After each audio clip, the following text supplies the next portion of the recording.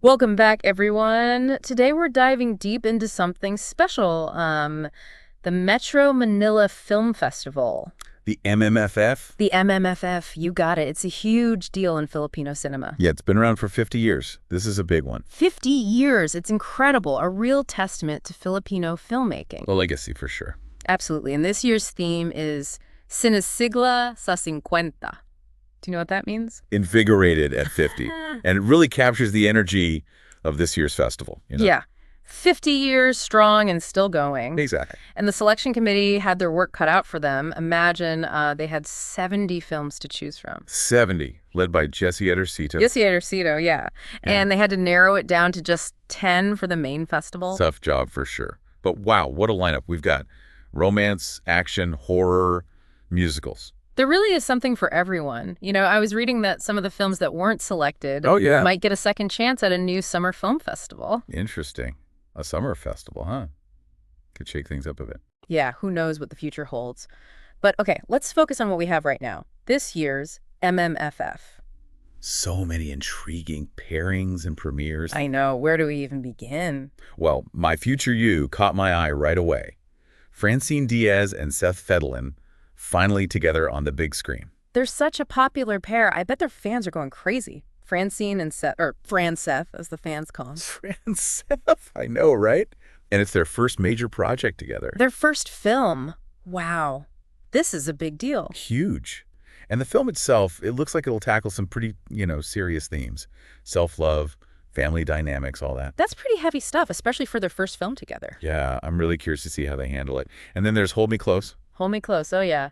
That's the one with Julie Barretto and Carlo Aquino. That's right. They've worked together before, but this time it's a whole different genre. Supernatural twist. Right, exactly. Julia's character can sense that someone will bring her happiness or harm. Just by touching them. That's a wild concept. I mean, how do you even date with that kind of ability? Right.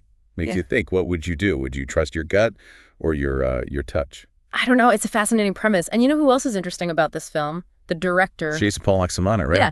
He's known for his relationship dramas. He really gets how people connect. So I'm really curious to see how he handles this supernatural element. Me too. This one's definitely on my watch list. Oh, and speaking of must-see films. Go on, I'm listening. Uninvited.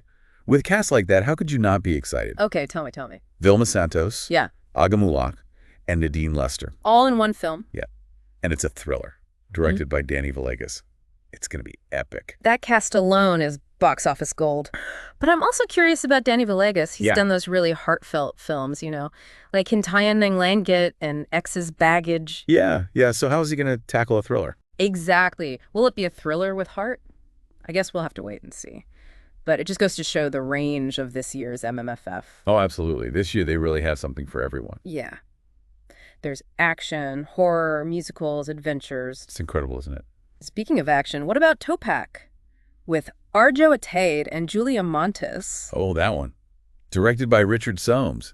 He always brings the intensity. I was just going to say, his visuals are always so striking. This one is going to be a visual treat. And the story, it's about It's about this guy, a former soldier, suffering from PTSD. Oh, wow, okay. And he gets caught up in this dangerous conspiracy. That's heavy stuff. Yeah, I think it'll be more than just your typical action flick. And then there's Espantaho. Okay, this one sounds creepy. It does, doesn't it? It's got Judy and Santos and Lorna Tolentino. No way, two legends. Together in a horror film. Directed by Chito S. Roño. He's a master of horror. I know. And the story delves into family secrets and supernatural forces. I can already feel the chills. Oh, I love a good horror film. And then we have the musical Isang Himala. A modern take on the classic Himala. Have you seen the original? I haven't, but I've heard so much about it. Oh, it's a classic. And this new version stars Isang Santos and Breadwinner Is. Amazing voices. So it's like a reimagining. Yeah, a modern retelling. Exploring faith and truth. Timeless themes. It makes you wonder how they'll update it for today's audience, right?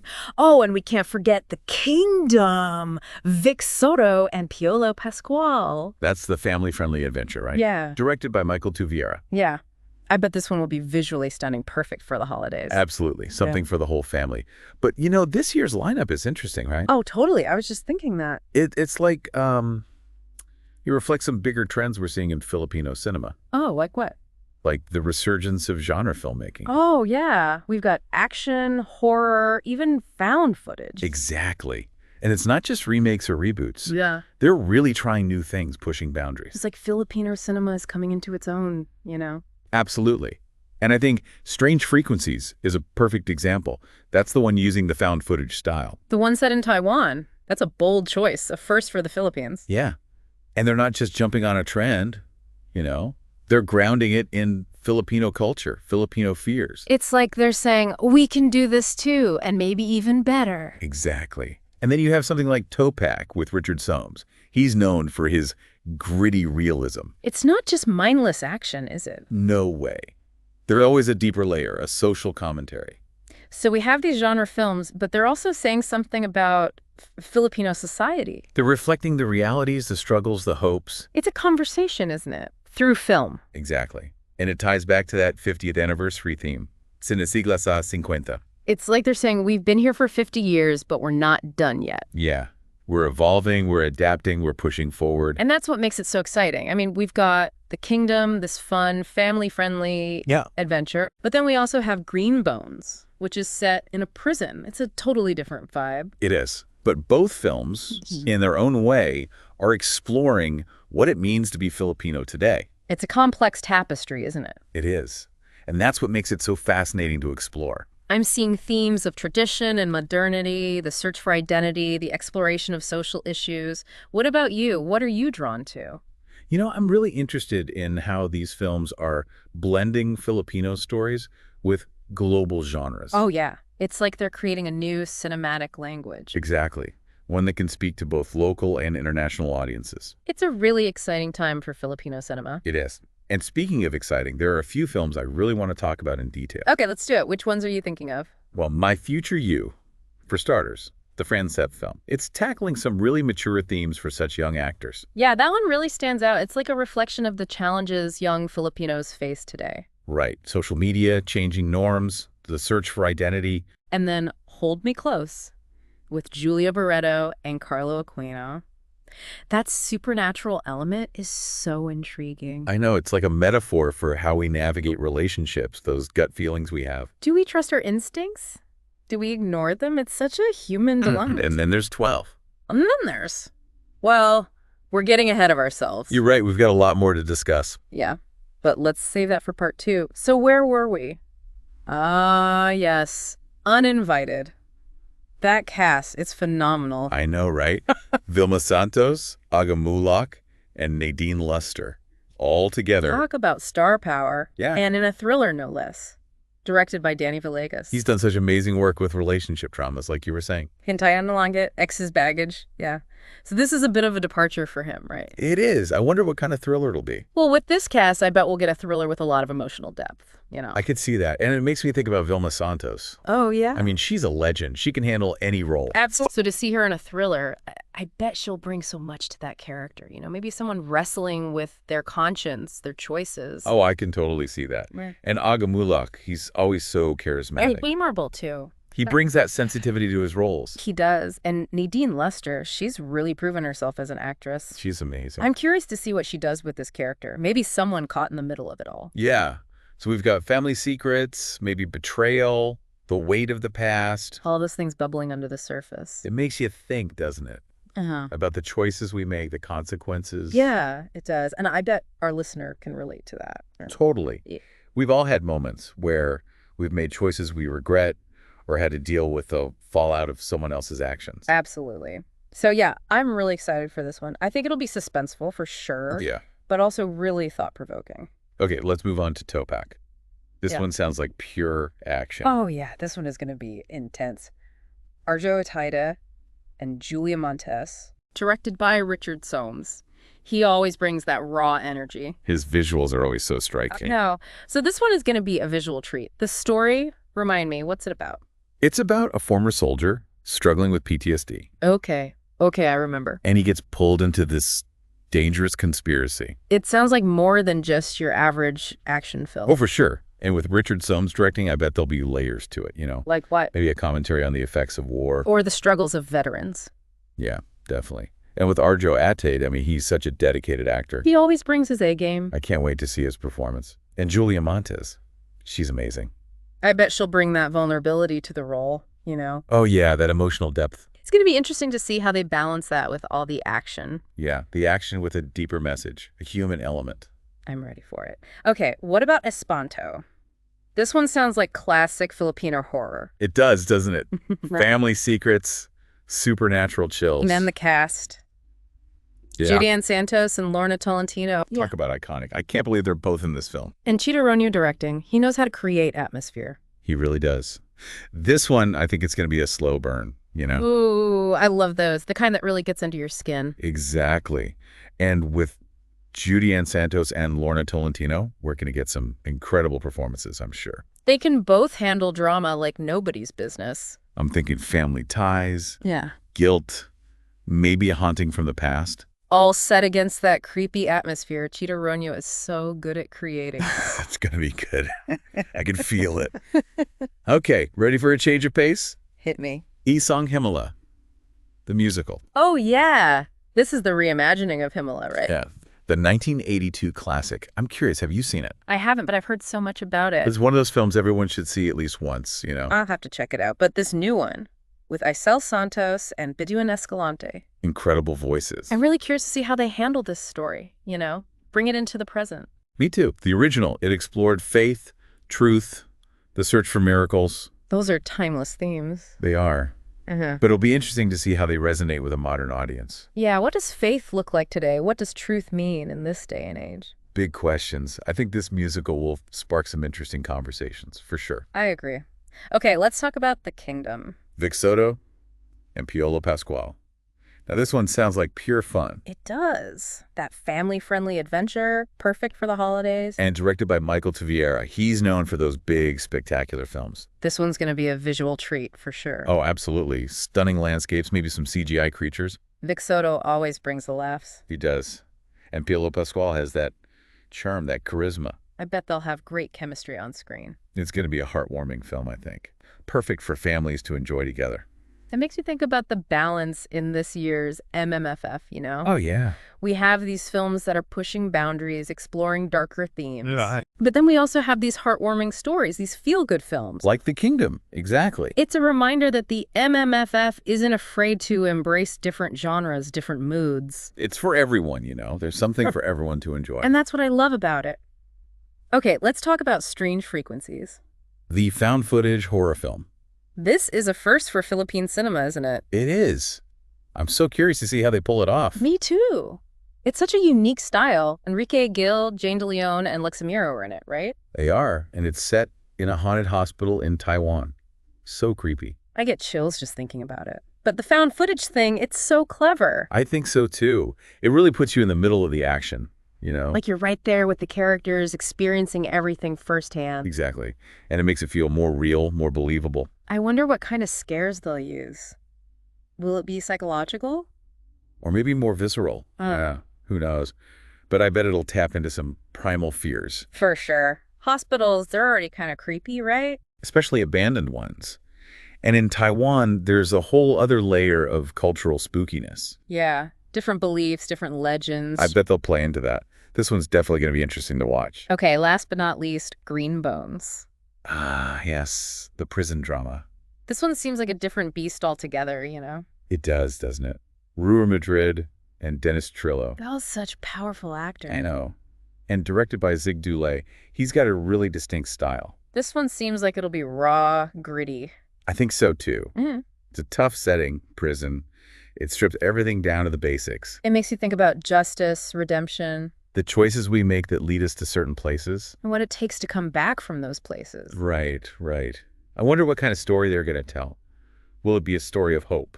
Or despair. Or maybe a bit of both. Yeah, probably a bit of both. But I have a feeling this film will stay with you, you know? I think so, too. It's not going to be an easy watch, I don't think. Probably not. But it'll be a powerful one, I'm sure. And with actors like Ruru Madrid and Dennis Trillo, they'll bring those characters to life. I can't wait to see their performances. So we've covered a lot of ground. We have all these films, so much variety. It's really incredible. It makes you appreciate the scope of Filipino cinema, you know, all these stories they're telling. It's a reflection of Filipino society, isn't it? all its complexities. The good, the bad, the hopeful, the heartbreaking. It's all there on screen. And it makes me think about the MMFF itself, you know. It's not just about the films. Oh, definitely. There's so much more to it. The parade of stars, the gabi and parangal, the whole experience. Exactly. It's an event, a celebration of Filipino culture. I can't wait to see what happens this year. Speaking of which, we should probably talk about those events a bit more, right? We should. But let's save that for part 3. Back again, ready to dive into the events surrounding the MMFF. Absolutely. I'm especially excited to talk about the Parade of Stars. It's iconic, a real spectacle, a true celebration of Filipino cinema. So for someone who's never experienced it, can you paint us a picture? What's it like? Imagine the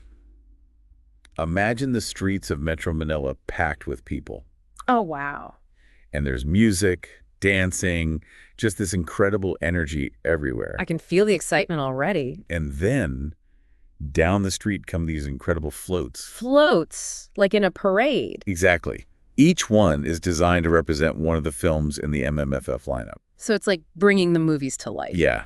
And the stars are on the floats, waving to the crowd. Wow, that must be amazing. That the fans are wild. Oh, they do. It's a chance for everyone to, to connect. Yeah, the actors, the filmmakers, they get to really feel the love from the audience. And the audience, they get to see their favorite stars up close. It's like a giant party celebrating Filipino cinema. It is. A big, happy, chaotic party. I love it. Okay, so we have the Parade of Stars, which kicks off the festival. That's right. And then at the end of the festival, we have the Gabi ng Parangal. The Night of Honors. The award ceremony. So remind me, what are some of the awards they give out? Well, of course, there's Best Picture. The big one. Yep. And then Best Director, Best Actor, Best Actress. All the usual suspects. But there are also awards for screenplay, cinematography, editing. Okay, so they really recognize all aspects of filmmaking. They do. Technical awards, artistic awards. And it's not just about the films themselves, right? There are awards for the floats, too. You're right. Best Float is a coveted award. That's so fun. It shows you how much effort goes into this whole festival, you know? It does. It's a testament to Filipino creativity and craftsmanship. It's like, we're going to make this film, and then we're going to make this incredible float, too. Exactly. Go big or go home. But, one award that really stands out to me is the Gatpuno Antonio J. Villegas Cultural Award. What's that one for? It's given to a film that best showcases Filipino culture and values. I like that. It's not just about entertainment. It's about something deeper. Yeah, it's about recognizing films that contribute to, to our national identity. That's important. It is. And it makes you think about the impact of the MMFF. Oh, yeah. Beyond just the films, beyond the awards. What does it mean for Filipino culture? What does it mean for the industry? Those are big questions. What do you think? Well, I think the MMFF has had a huge impact, both domestically and internationally. How so? For one thing, it's been a platform for Filipino stories for 50 years. That's a long time. It is. Yeah. And it's allowed Filipino filmmakers to, to share their voices with the world. It's given them a stage, a spotlight. Exactly. And it's not just about showcasing our culture to the world. It's also about strengthening our own sense of identity. Oh, I see. It's like these films, they reflect who we are, who we're becoming. And they spark conversations, about our history, our values, the challenges we face. It's like a mirror, but also a window. That's a great way to put it. And for the film industry itself, the MMFF has been a catalyst for growth. In what way? It's created jobs, for one thing. Right, from the filmmakers to the set designers, the costume makers, the whole crew. Exactly. And it's also boosted the economy, People go into the theaters, buying snacks, all of that. It's a whole ecosystem. And it's not just about the money, right? No, not at all. It's about the creativity, the passion that fuels this industry. The MMFF gives Filipino filmmakers a chance to, to show what they can do. And it inspires the next generation of filmmakers. To dream big, to tell their own stories. Exactly. So yeah, the MMFF, it's more than just a festival. It's a cultural phenomenon. It's woven into the fabric of Filipino society. Absolutely. Yeah. And I think as we celebrate this 50th anniversary, it's important to, to acknowledge its legacy. And to look forward to the future. Yes, to the next 50 years of Filipino cinema. So, to our listeners, if you're looking for a truly unique experience, go check out the MMFF. Immerse yourself in those stories. Feel that energy. Be a part of that celebration. And who knows, you might just discover your new favorite film. That's a great note to end on. Thank you for joining us on this deep dive into the Metro Manila Film Festival. It's been a pleasure. And to our listeners, thank you for listening. We'll see you next time for another exciting exploration of Filipino culture.